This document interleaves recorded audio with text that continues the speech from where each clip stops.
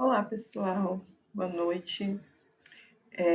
Bom, vamos começar nossa apresentação aqui. Eu quero agradecer primeiramente a oportunidade e o convite da professora Ronete, da professora Bartira, para apresentar aqui um pouco dos nossos dados que desenvolvemos durante o doutorado. Dizer que é uma excelente oportunidade para a gente, né? Eu sou egressa do programa, de mestrado aí da UFP, fiz a minha graduação também aí, então acho essa uma oportunidade excelente de compartilhar com vocês, né, o meu doutorado que desenvolvi aqui na Universidade Federal do Rio de Janeiro, porém a nossa pesquisa, né, é uma contribuição para o estado do Piauí e poder estar apresentando alguns dos nossos resultados aqui nesse momento e compartilhando com vocês é uma excelente oportunidade. E vamos lá, né? Então, aprender um pouco mais sobre erosão dos solos, né? A nossa, o tema, né, da nossa apresentação aqui e da minha tese foi análise multivariada e uso do SIG no diagnóstico de áreas de risco de erosão dos solos no Baixo Parnaíba, Piauí. Bom, é uma apresentação, né?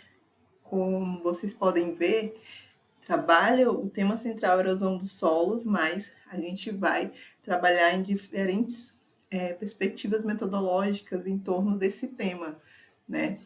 E espero que seja um momento bem produtivo para todos. Então, vamos lá. Bom, começando aqui com o nosso sumário, a gente vai fazer uma pequena introdução aqui sobre o tema, falar dos objetivos, fundamentação teórica, vamos ver os materiais e métodos, resultados e as nossas conclusões. Bom, contextualizando, né, o nosso tema, né, de pesquisa, a gente sabe que a erosão do solo, embora seja um processo natural, ela é intensificada pela ação do homem, né? Então, o mau uso da terra é um dos grandes vilões, digamos assim, né? O mau uso da terra, na verdade. Então, a gente sabe que essas atividades humanas, elas têm uma interferência, né, direta na erosão, porque elas conseguem, sim, é, intensificá-las, né? Um processo natural, porém, que pode ser intensificado pela ação humana. No contexto das bacias hidrográficas, essa erosão do solo, ela causa uma sedimentação maior dos rios, né? E isso pode provocar um desequilíbrio aí no ecossistema. Nossa pesquisa, ela foca na bacia do rio Parnaíba. A gente sabe que a bacia do rio Parnaíba, ela abrange os estados do Piauí, do Maranhão e do Ceará, como a gente pode visualizar aqui, né? Sendo que 75% dessa bacia está localizada no estado do Piauí. O Baixo Parnaíba, né, que é essa região mais ajusante do rio, ela vai ser mais o foco do nosso trabalho. Como o Baixo Parnaíba todo ele é bem extenso, né? A gente pela análise que nós fizemos, né, a gente optou por trabalhar apenas essa região continental do Baixo Parnaíba, que é essa parte laranja aqui, que são das bacias difusas do rio Parnaíba, né? Então, ela é uma região que vai aqui do encontro dos rios até aqui, o encontro aqui da bacia do rio Pirangi, ok? Bom, partindo da hipótese, né, que essa região apresenta um quadro de elevada suscetibilidade à ocorrência de processos erosivos, essa pesquisa ela buscou estimar a perda de solo e analisar a erosão no trecho, né, das bacias difusas do Baixo Parnaíba, que é essa região aqui em laranja que eu estou apontando aqui para vocês. Mas vamos conhecer um pouco mais, né, dessa área, contexto físico, sobretudo, né, o contexto físico dela mais adiante. Bom, nossos objetivos. O objetivo geral da pesquisa foi estimar a erosão real e potencial nas bacias difusas do Baixo Parnaíba, Piauí, considerando os fatores da Equação Universal de Perda do Solo revisada e a erodibilidade do solo, bem como identificar e espacializar feições erosivas na área de estudo. Dentre os objetivos específicos aqui, nós vamos fazer uma caracterização da área de estudo também, nós já fizemos, né?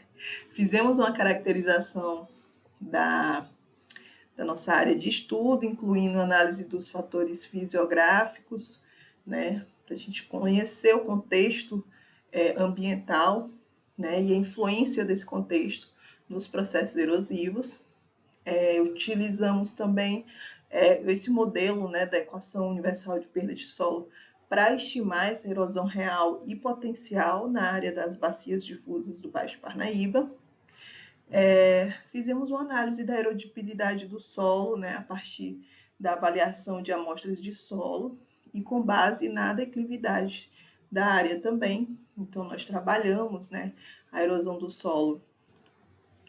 Nós trabalhamos a erosão do solo tanto nessa perspectiva da granulometria, né, coletando amostras e analisando em laboratório, como em uma outra metodologia também que leva em consideração a declividade da área.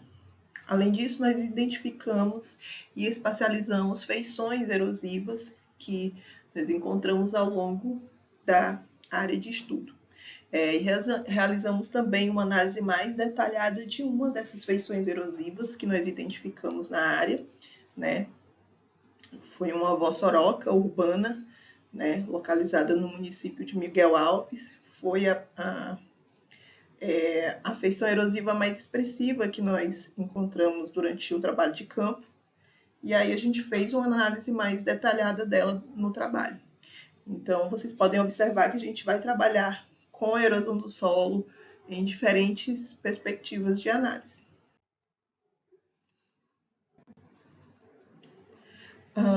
Na fundamentação teórica, né, a gente buscou trabalhar com alguns tópicos importantes, né, nesse tema de erosão dos solos, né? E aí, entre eles, está, né, análise da paisagem, geossistemas, análise dos processos erosivos, né? A gente analisando as dinâmicas que envolvem os processos erosivos, as atividades antrópicas e as influências dessas atividades antrópicas. Temos aqui alguns autores, né, que são referências na área, tanto nessa temática de geossistemas, nessa temática dos processos erosivos.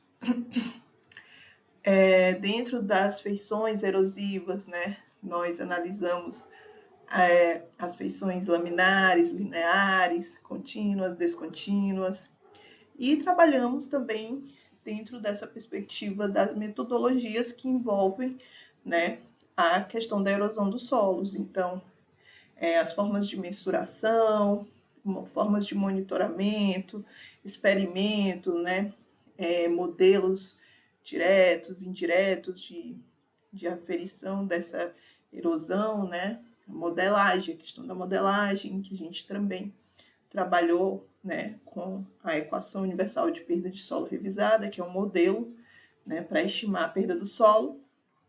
Então, nós fizemos essa análise geral aí na fundamentação teórica. E aí a gente vai, busquei aqui pegar alguns pontos importantes para a gente revisar aqui sobre erosão. Bom, a gente tem aqui um quadro, né, que mostra alguns aspectos relacionados à questão das causas dos processos erosivos e as consequências também. Esse quadro ele foi organizado por mim, mas baseado em Jorge e Guerra 2013. Bom, então as causas dos processos erosivos elas estão muito ligadas, né, segundo Bodman e Favre-Montluc 2014, a uma janela de oportunidade, window of opportunity. Então isso é o quê?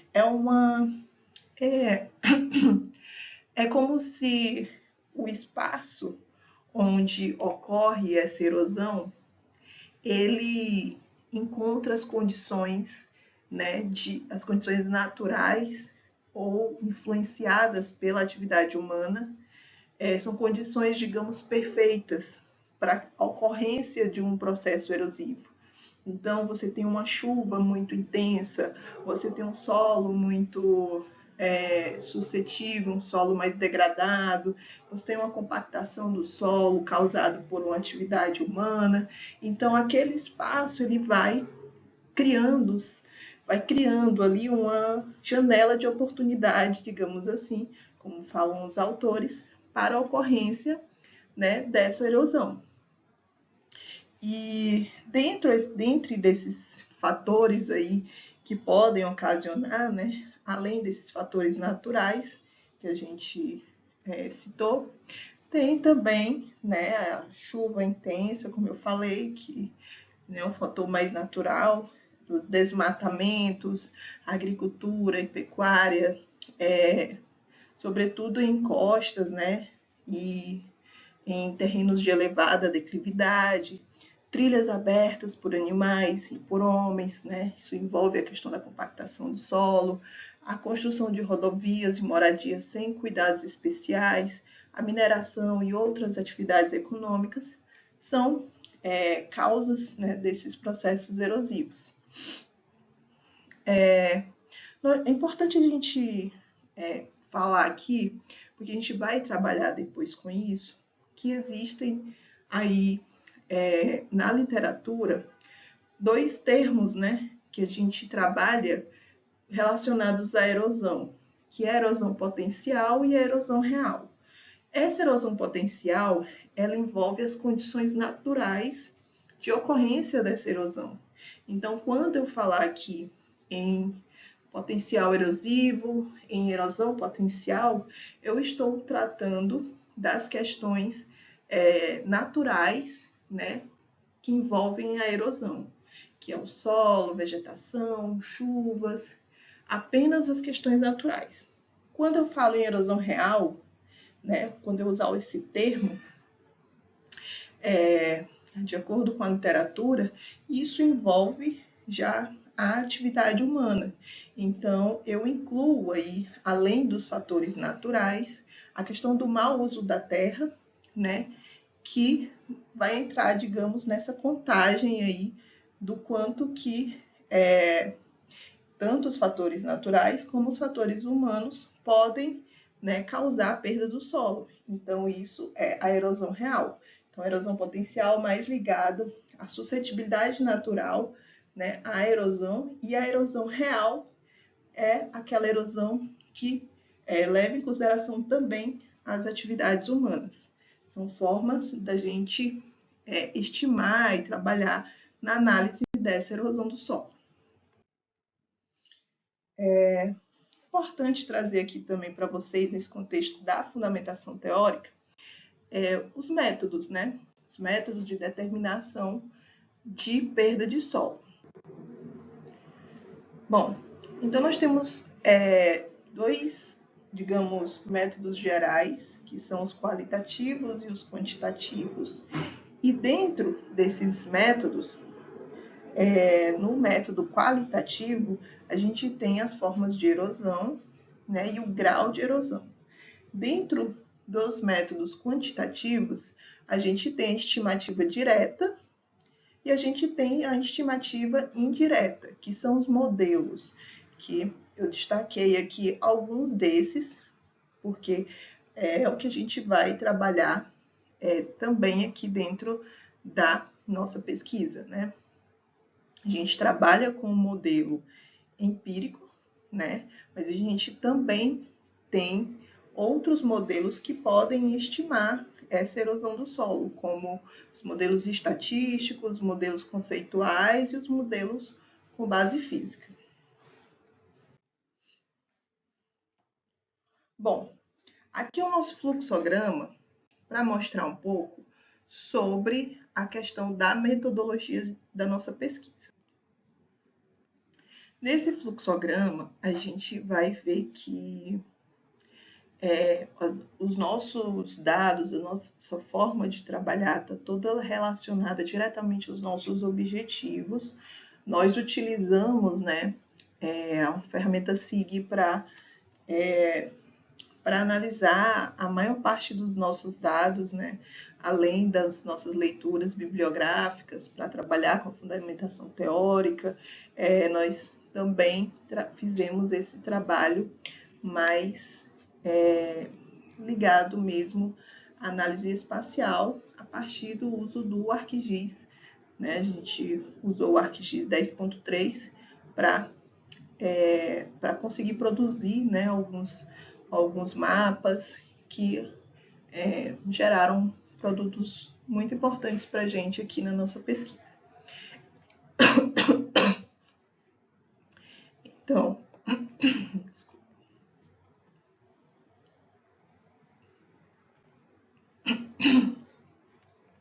a gente observa aqui que na parte da caracterização, né, da bacia, das bacias difusas do Baixo Parnaíba, porque a gente fez primeiramente toda essa análise geoambiental da bacia, né, então a gente foi trabalhar com os mapas temáticos da área, né, como geologia, geomorfologia, solo, clima, hidrografia, uso e cobertura.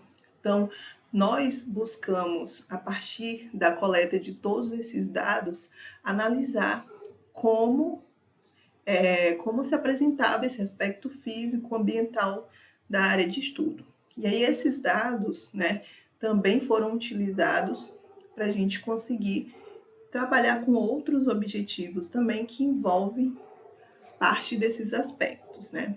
Então, nós fizemos aí a caracterização geoambiental das bacias difusas do Baixo Parnaíba, a partir da análise de todos esses aspectos. Nós fizemos a análise também da erodibilidade do solo, a partir da granulometria e da declividade, né? Fizemos uma identificação e espacialização das feições erosivas, e isso aconteceu ao longo da rodovia PI 112, né, que é um trecho o trecho que corta ali toda a área de estudo, né?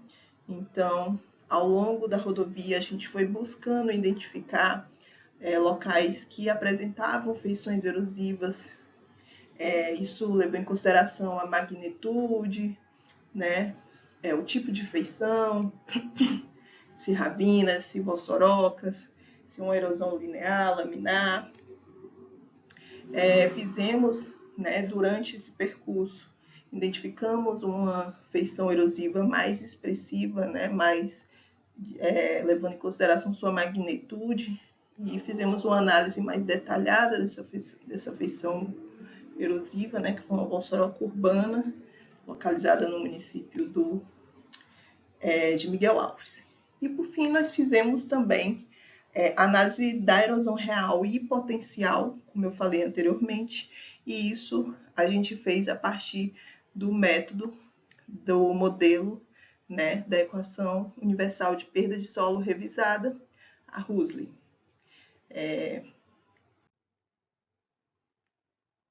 Bom, a base de dados e a metodologia para obtermos os resultados relacionados à caracterização geoambiental da área de estudo levou em consideração uma etapa de campo, né? Nós fizemos um reconhecimento da área com registros fotográficos, identificamos as feições erosivas, né? E como eu falei, foi com base na magnitude, nos riscos e na expressividade do processo atuante.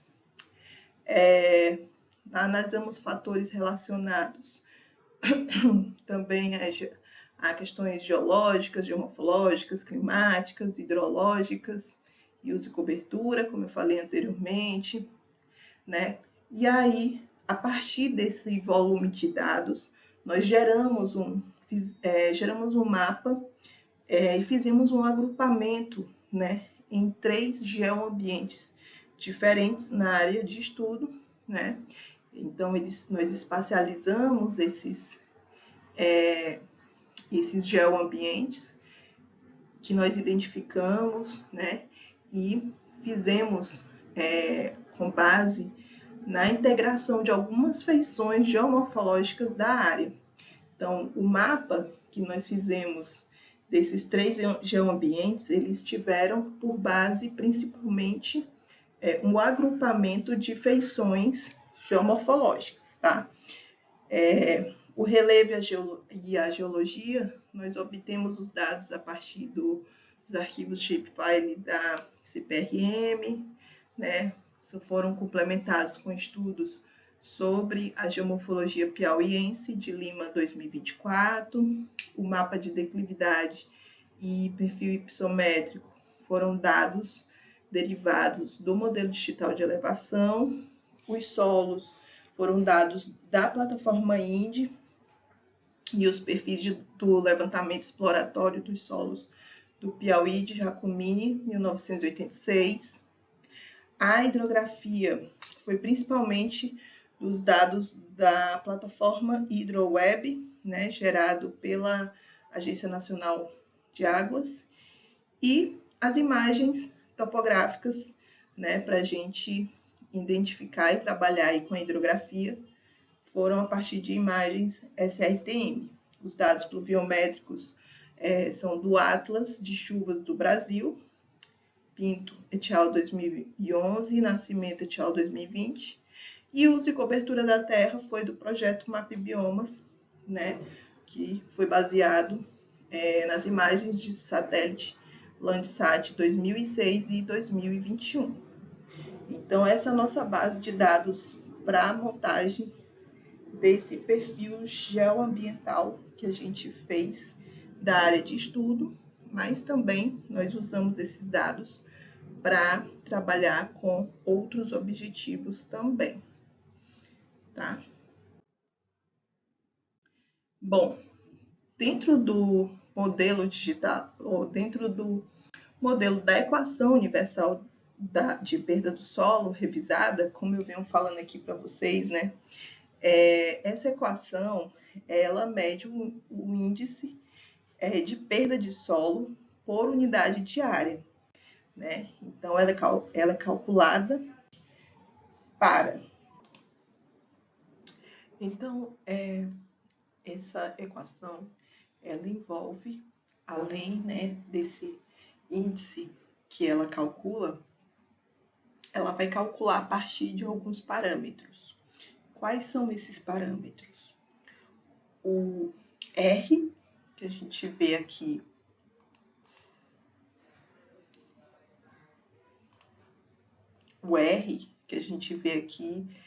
ele corresponde à erosividade das chuvas. O K, ele corresponde à erodibilidade dos solos. O LS é o fator topográfico, onde o L simboliza o comprimento de rampa, que é adimensional, e o S, que é a declividade da rampa. O fator C indica o uso e manejo do solo, é um fator adimensional também, e o P corresponde ao fator relativo às práticas conservacionistas, que é um fator adimensional também. A gente costuma trabalhar com esses 2 fatores de forma junta, né? Então, esses são os fatores que envolvem, né, a equação universal de perda de solo revisada, tá? Onde a gente vai estimar, né, a perda do solo na nossa área de estudo. Então, nós temos aqui um pequeno fluxograma que foi utilizado para organizar a pesquisa, ele está em inglês porque a gente publicou um artigo, né, na revista internacional, e aí ele resume um pouco aqui do que a gente falou, ok? Os mapas que nós produzimos, né, de erodibilidade, o fator de erosividade das chuvas, fator topográfico, e o fator CP aqui, que é o de uso, cobertura, manejo e conservação do solo. E potencial erosivo e erosão real. Bom, com relação à identificação e espacialização de pontos com feições erosivas. Nesse objetivo aqui, pessoal, a gente tentou buscar trabalhar na identificação de diferentes formas de feições, diferentes tipos de feições erosivas ao longo da bacia. Além disso, nós trabalhamos com uma dessas feições erosivas de forma mais específica, uma análise mais espaço-temporal, uma análise mais qual e quantitativa. E com relação às demais feições, foi feito mais uma identificação mesmo e a espacialização no mapa, e não foi trabalhado tão detalhadamente as demais feições que a gente identificou. Mas antes do trabalho de campo, nós fizemos um levantamento, né? Fizemos uma pesquisa bibliográfica, fizemos o levantamento dos arquivos cartográficos da área, das imagens raster e das vetoriais disponíveis no IBGE, a análise dessa feição erosiva específica da Bossoroca, ela levou em consideração imagens de satélite Landsat 8 e do software do Google Earth dos anos de 2007 e 2017, que foi uma análise temporal que a gente fez para analisar a evolução dessa Bossoroca. A gente fez também medições, né, de largura, comprimento, os valores da área em metros quadrados. Eles foram obtidos a partir da ferramenta Calculate Geometry do ArcGIS 10.3. Além disso, nós fizemos uma análise também da densidade do solo dessa Bossoroca. Então, foi uma análise quantitativa. Então, a gente fez essa análise mais detalhada dessa Bossoroca, e as demais feições erosivas elas foram espacializadas em um mapa temático que nós buscamos para poder espacializar mesmo essas feições. Esse método, desculpa, gente, a gente usou aquele método, né? Na erodibilidade do solo, que a gente trabalhou tanto com fatores relacionados à granulometria, né? Fizemos coleta de amostras de solo em pontos estratégicos da bacia. A gente não conseguiu um número muito expressivo, mas a gente buscou coletar em pontos ao longo da bacia, né? Fizemos uma coleta ali na região mais ao sul, depois na região mais ali mais central, e depois na região a norte da bacia, né? Então, nós fizemos essa coleta de solos para fazer análise granulométrica. A gente tem algumas imagens aí demonstrando essa etapa, né? Fizemos também a análise da erodibilidade do solo em uma outra metodologia, né, que é de Salomão 2012, que leva em consideração a declividade das classes de solo, né? Então, para a gente analisar como que está a erodibilidade do solo, porque isso é de extrema importância para a gente fazer a análise da erosão do solo. Então, a gente optou por trabalhar com a erodibilidade do solo com essas diferentes metodologias, né? Aqui são algumas fotos do nosso trabalho de campo. A gente está de máscara porque foi um trabalho de campo feito durante a pandemia, né? Eu entrei no doutorado em 2020, então peguei toda a pandemia aí durante o doutorado, mas a gente conseguiu, né, fazer esse trabalho de campo durante a pandemia. E aí a minha equipe, né, que aproveitar para agradecer aí, né, o professor Ícaro, o professor Iracilde, né, o professor Albi, que tiveram comigo no campo. Foi uma colaboração muito produtiva, né? Bom, chegamos aqui nos nossos resultados.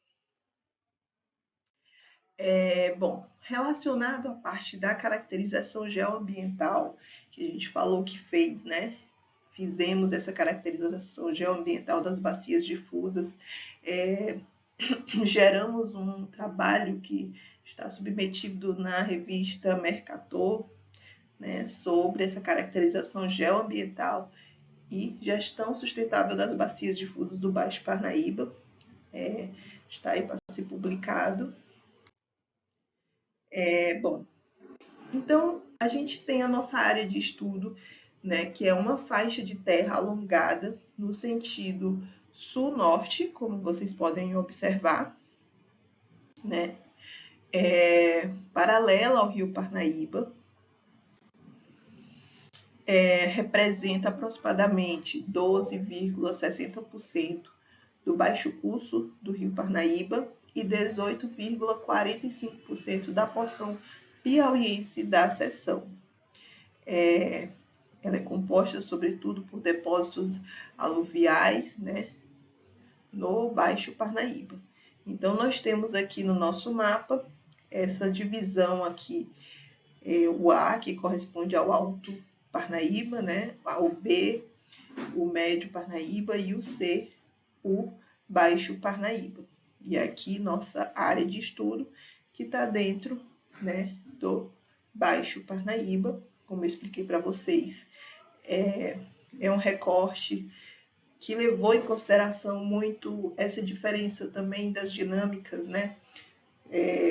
Tem uma área mais litorânea que a gente poderia pegar também, mas a gente optou por fazer esse recorte das bacias difusas, né? Trabalhar com as bacias difusas do rio Parnaíba, por ser uma área continental e ter uma dinâmica própria, né, relacionada a isso.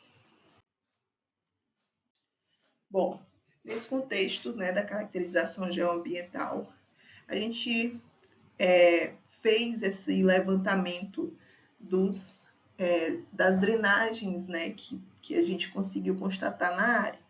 Então, esse mapa aqui, ele indica, né, os principais riachos identificados na área de estudo.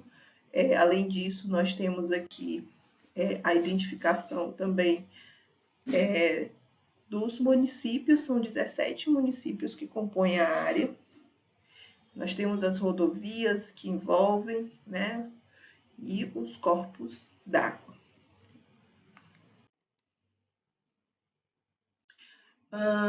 Durante o nosso trabalho de campo, nós, como já mencionei anteriormente, fizemos essa identificação das feições da paisagem encontradas na área. Então, nós temos aqui, né, nessa figura A, uma vossoroca provocada pelo desmatamento na periferia urbana do município de Miguel Alves. Nós temos aqui nessa imagem a área, na área rural, né, uma vossoroca também encontrada no município de União. Nós temos aqui, né, uma residência na base de uma encosta íngreme com vegetação conservada no município de União. Nós temos aqui também o processo de rafinamento associado ao uso da terra por corte de rodovia no município de União também. São algumas feições da paisagem que a gente encontrou. Temos aqui o mapa de distribuição anual das chuvas, né? A gente observa que os maiores índices estão concentrados aqui nessa região mais central da área de estudo e gradativamente ela vai reduzindo em direção ao sul e ao norte da área. Mas a gente consegue observar aqui, né, nesse mapa de distribuição anual das chuvas, uma variabilidade espacial bem considerável, né? Então a gente vê que tem uma variação considerável das chuvas aqui ao longo das bacias difusas do Baixo Parnaíba. Aqui é a identificação das estações pluviométricas, né, que auxiliaram a gente na construção desse mapa. Então nós temos aqui algumas estações pluviométricas que foram importantes. Nós coletamos esses dados na plataforma HidroWeb da ANA. E foram muito importantes para a gente conseguir fazer esse diagnóstico da questão das chuvas na área. Temos um gráfico aqui que mostra um pouco dessa variação mensal de precipitação das estações pluviométricas da área de estudo. Então, a gente observa aqui que o volume foi feito com base, né, nas estações pluviométricas que a gente tem ali na nossa área de estudo. E a gente observa, né, que é um padrão de chuvas, né, bem característico da região, né? Janeiro, fevereiro, março, até maio, junho, a gente tem um volume maior de chuvas e nós temos aí um período mais seco durante o ano, né? Bom, então nós fizemos a análise da dinâmica do uso e cobertura da terra na área de estudo e observamos, né, que essa análise ela é essencial para a gente compreender as mudanças na paisagem ao longo do tempo. E observamos aí que na urbanização, vocês podem observar que no ano de 2006, nós tínhamos aí um percentual de 0,28%. No ano de 2021, provavelmente não vai estar aparecendo aí para vocês, peço desculpa por causa da câmera, né? Mas no ano de 2021 nós tivemos um aumento dessa urbanização para 0,37%. Aqui no Cerrado a gente observou, né, uma alteração no uso da terra. No ano de 2006 ele estava com 32,01% da área de estudo e no ano de 2021 ele reduziu, né? Teve uma redução da vegetação de cerrado para 26,55%. Que o solo exposto também ele teve uma alteração, né? Aumentou, a gente tinha 0,35% de solo exposto no ano de 2006 e no ano de 2021 esse solo foi para 2,09%. Na pastagem também a gente teve uma variação, né, significativa. No ano de 2006 correspondia a 1,36% da área e no ano de 2021 ela foi para 5,34%. Essas mudanças, né, a gente pode observar, a gente conseguiu, na verdade, observar, a gente não fez uma análise detalhada sobre essa questão das mudanças do solo, dos usos, né, do solo, da terra na área de estudo.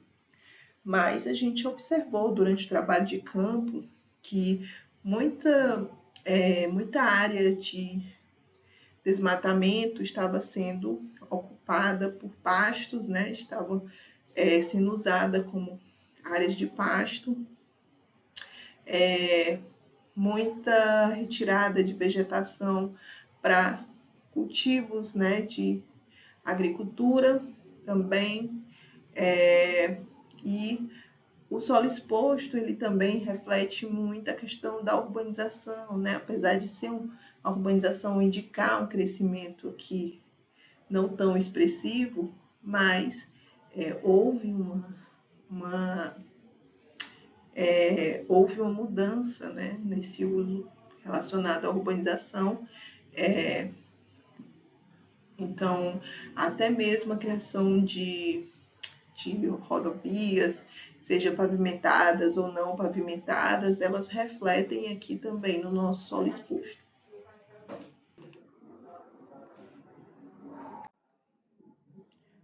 Bom, aqui é a representação espacial dos geoambientes que nós organizamos, né, na nossa área de estudo.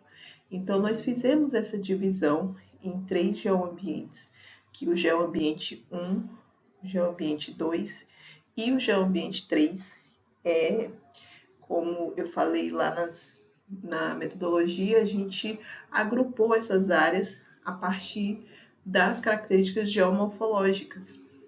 Então, foi uma análise feita para a gente conseguir fazer, né, o agrupamento de diferentes fatores, né, e permitir aprimorar o entendimento dos dados físicos e identificar fragilidades e potencialidades a partir desses dados. Visando isso, nós elaboramos aqui um quadro síntese, né, das unidades geoambientais das bacias difusas do Baixo Parnaíba. Então, nós identificamos no geoambiente 1, na parte de geologia, né, a gente tem aqui a formação Piauí e a formação Pedra de Fogo. Geomorfologia, nós temos superfícies aplainadas, degradadas e conservadas. No geoambiente 1, né, vocês puderam lá observar no mapa. Tem a presença dos planossolos, latossolos, argissolos. Nós temos também essa variação do índice das chuvas, né? Os riachos atuantes nessa área, o uso e cobertura mais predominante, né, que é o solo exposto, pastagem, urbanização e vegetação nativa. E nós temos, então, nessa área, uma potencialidade relacionada à aptidão para agriculturas específicas e disponibilidade de água para atividades agrícolas. E uma fragilidade, né, ligada a esse geoambiente é a questão da suscetibilidade à erosão e à degradação do solo, e é uma área também com restrição para a silvicultura. No geoambiente 2, nós temos uma boa disponibilidade de recursos naturais, nós temos aptidão regular para a pastagem plantada e é uma área, em termos de fragilidade, né, uma área vulnerável à degradação ambiental, propensa para eventos de erosão hídrica. E no geoambiente 3, nós temos solos férteis, né, a potencialidade está relacionada à questão dos solos, né, e também a questão de uma boa disponibilidade de recursos naturais, né, a partir de todos esses parâmetros. É uma área também vulnerável à degradação do solo e propensa a eventos de erosão hídrica. Bom, com relação à erosão real e à erosão potencial, a gente tem aqui um artigo que foi publicado na revista Geoscience. Quem tiver interesse em buscar melhor, né, aprofundar mais sobre o assunto, ele está disponível na revista, né, é uma revista de acesso aberto, e é uma revista internacional. Foi muito bom também poder compartilhar, né, os nossos dados, a nossa pesquisa do estado do Piauí, né, mais especificamente relacionada a essa bacia hidrográfica, em um periódico internacional de alcance, né, internacional. Então, foi muito gratificante para a gente poder publicar nessa revista. Bom, nós temos aqui a erosão potencial, né, da nossa área de estudo. A estimativa do potencial erosivo indicou que a erosão do solo ela variou de muito baixo, que foi de 61,13% a muito alto, que foi apenas de 2,06% da área de estudo.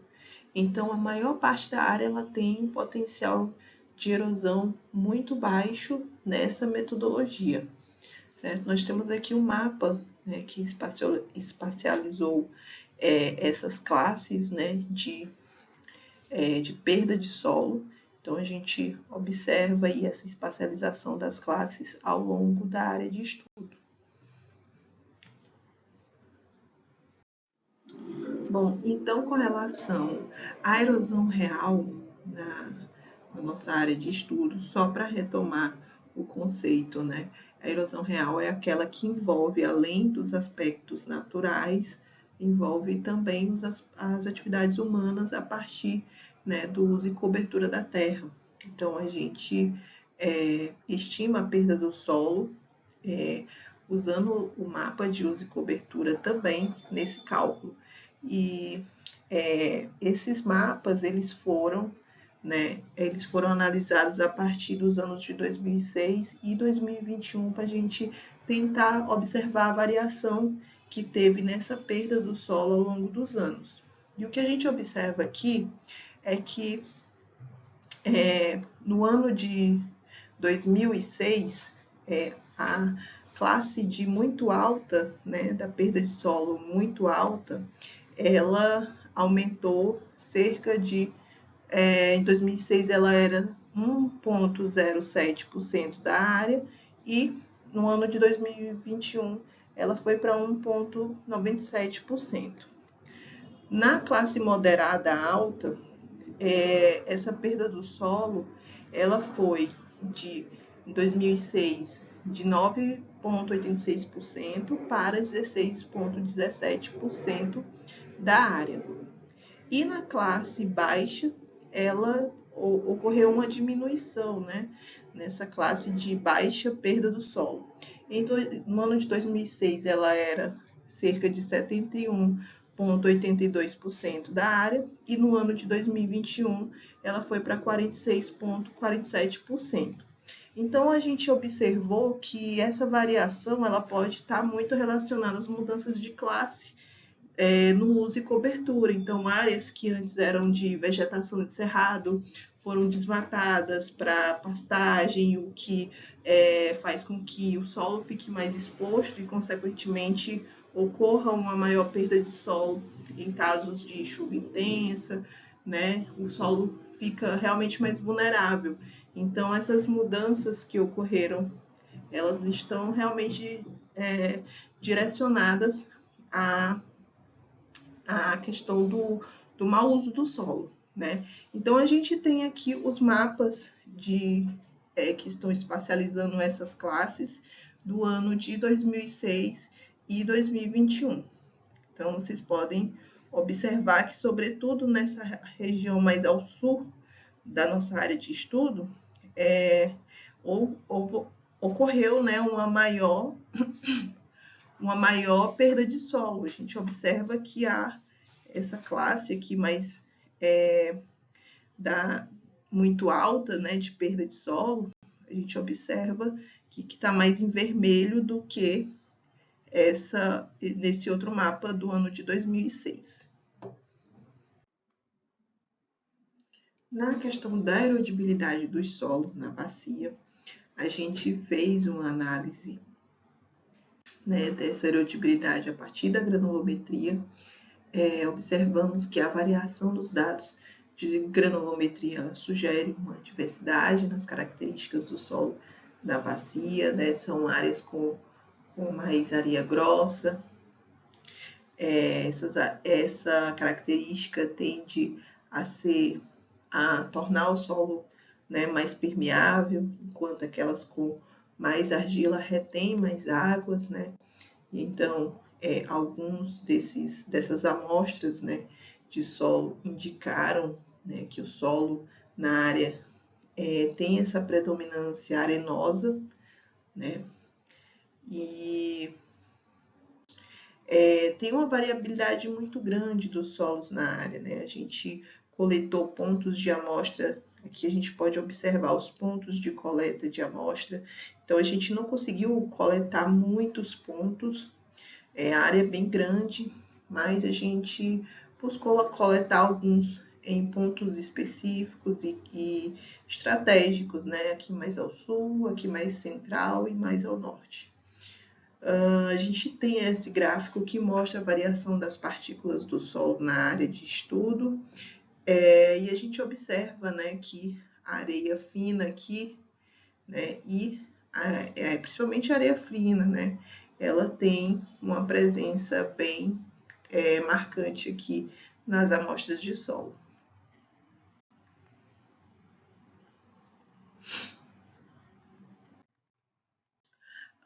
Temos aqui também um trabalho publicado relacionado a uma outra metodologia de análise dessa erodibilidade dos solos, né, que é mais relacionada à declividade, uma metodologia de Salomão, e a gente publicou esse trabalho no ENAPES, né, em parceria com outros pesquisadores.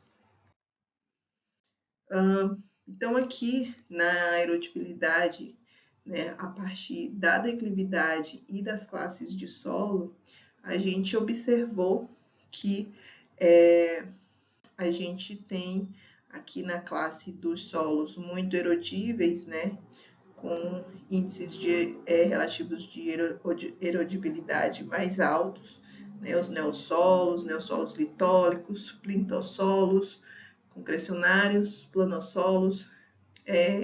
Aqui na classe dos moderadamente erodíveis, a gente tem os latossolos amarelos, argissolos, lubissolos, e na classe dos pouco erodíveis, a gente tem, sobretudo, os chernossolos. Aqui a gente fez esse mapa que mostra a suscetibilidade à erosão laminar da área de estudo a partir desses dados das classes de solo, né, e da declividade. Então, essa área mais escura indica solos muito erodíveis, né? Essa mais laranja são solos com a moderada erodibilidade e na parte amarela, solos pouco erodíveis, né? Então, 60,66% da bacia ela está nessa classe de moderadamente erodível e 33,23% da bacia está nessa classe dos muito erodíveis. Pouco erodíveis, apenas 2,55% da bacia.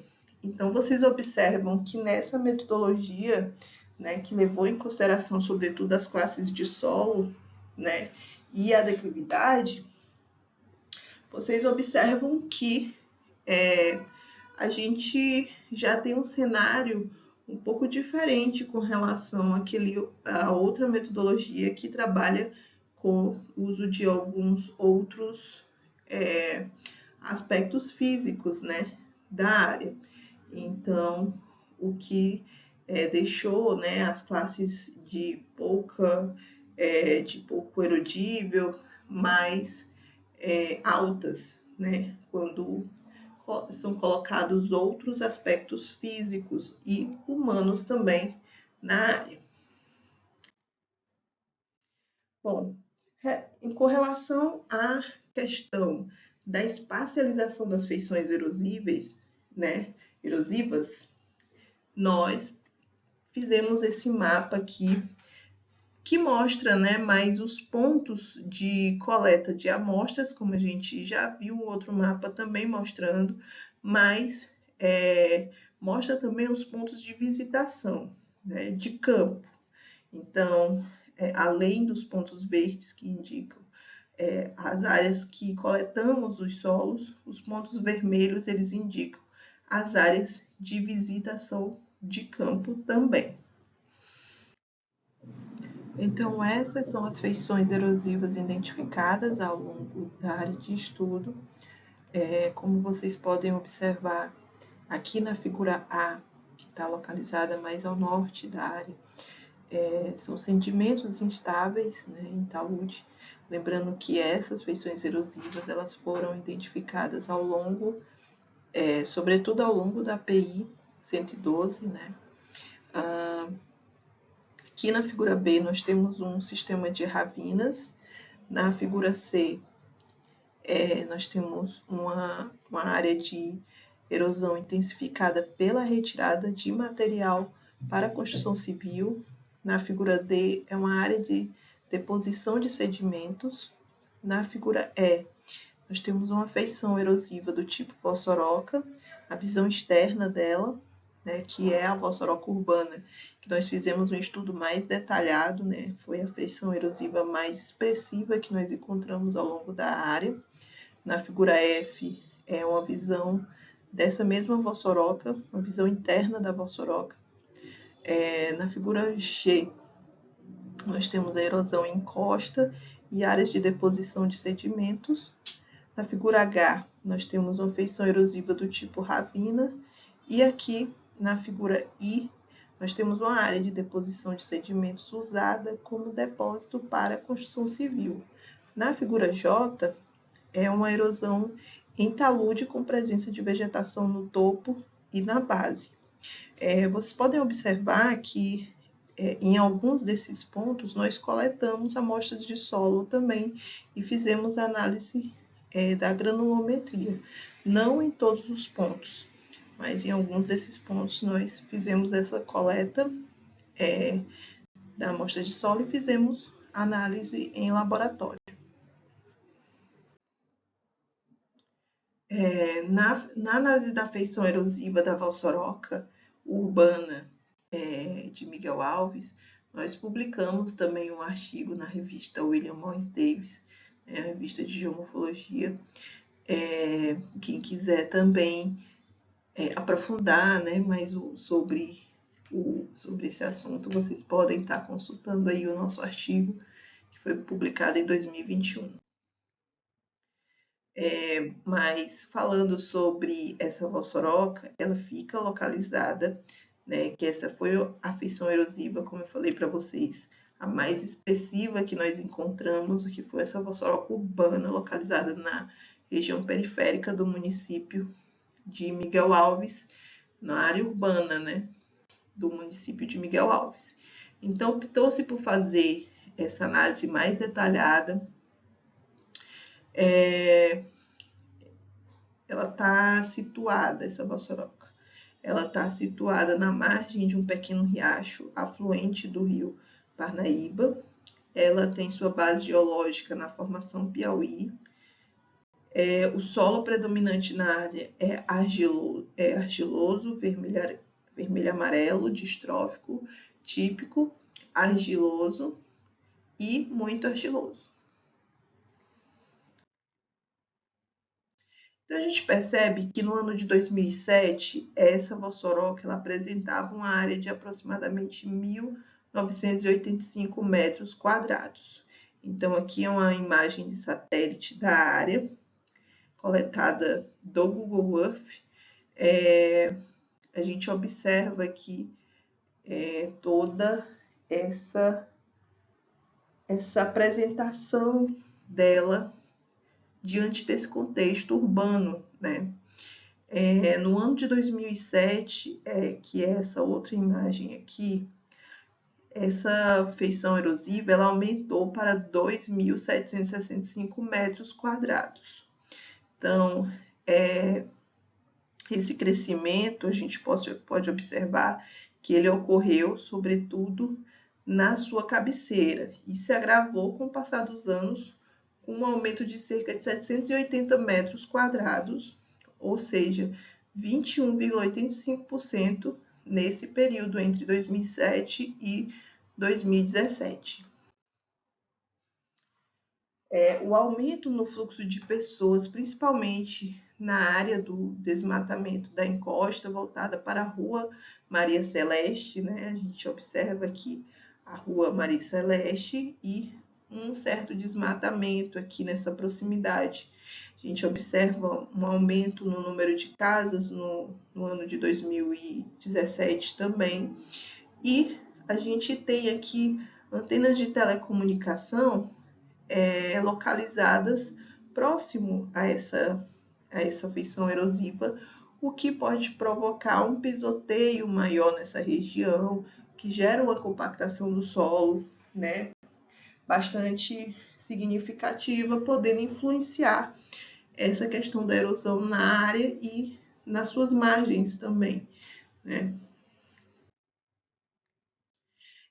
Aqui é só para a gente entender a localização dela nesse contexto de drenagem do município, né?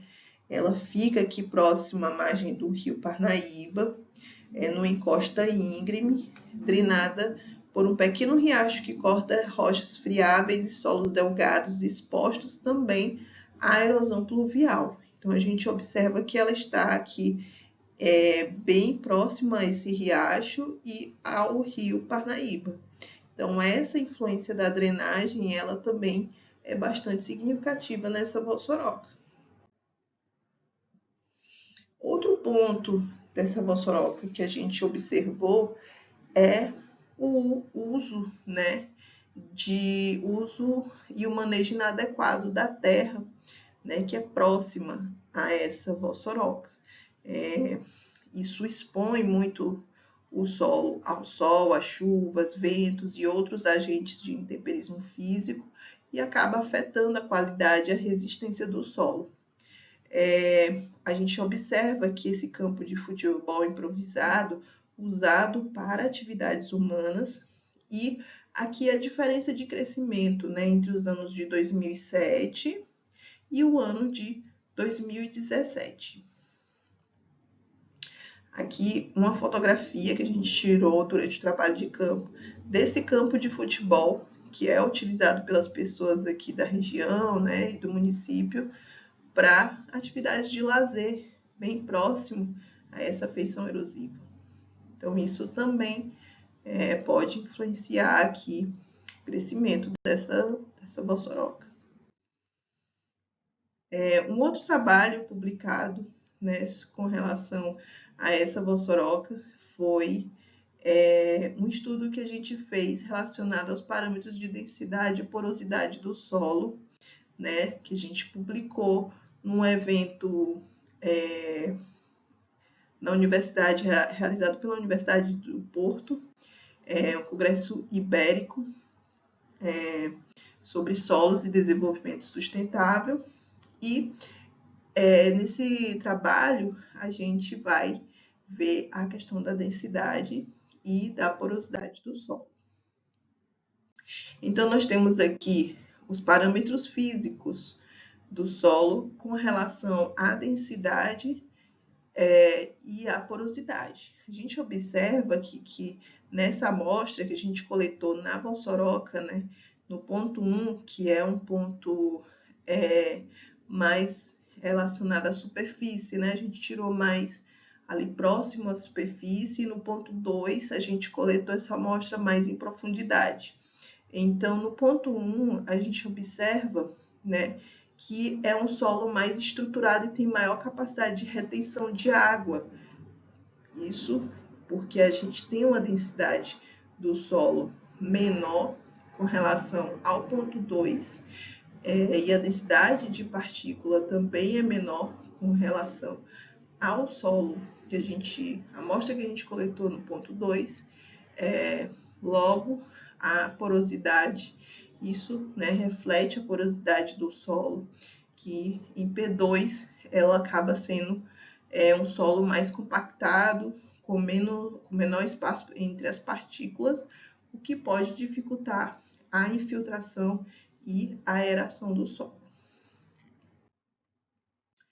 Bom, já chegando nas nossas conclusões gerais, né, então nós identificamos áreas de risco a partir do nosso diagnóstico, né? Os mapas, eles mostraram pontos com tendências erosivas, né? As nossas metodologias de análise, elas podem servir, né, para o planejamento, para a conservação do solo nessa área. A análise da vossoroca, ela mostrou, né, a gente, a partir das observações de campo e das análises de laboratório, revelaram um aumento significativo dessa área da vossoroca ao longo de 10 anos, né, nesse período de 2007 2017. A erodibilidade do solo, a gente observou que há uma predominância de solos arenosos e argilosos, ambos suscetíveis à erosão devido às suas características intrínsecas e à sua textura. A RUSLI, né, foi o nosso modelo que a gente usou para estimar a perda de solo, ela se mostrou um modelo eficaz na estimativa do potencial erosivo. Nós conseguimos identificar áreas propensas à erosão e que contribuem. Logo, esses dados eles podem contribuir para o planejamento territorial. O mapeamento que a gente fez da erosão, né, permitiu que a gente conseguisse identificar áreas de risco, fornecendo subsídios aí para priorizar a conservação do solo e a água na bacia do rio Parnaíba, porque a gente sabe que essa questão da erosão, ela tem uma influência direta aí na sedimentação dos rios, o que envolve consequências, né, relacionadas a outros aspectos de desequilíbrio, sobretudo do ecossistema, né? Isso pode afetar tanto a população como, né, a questão ambiental da área.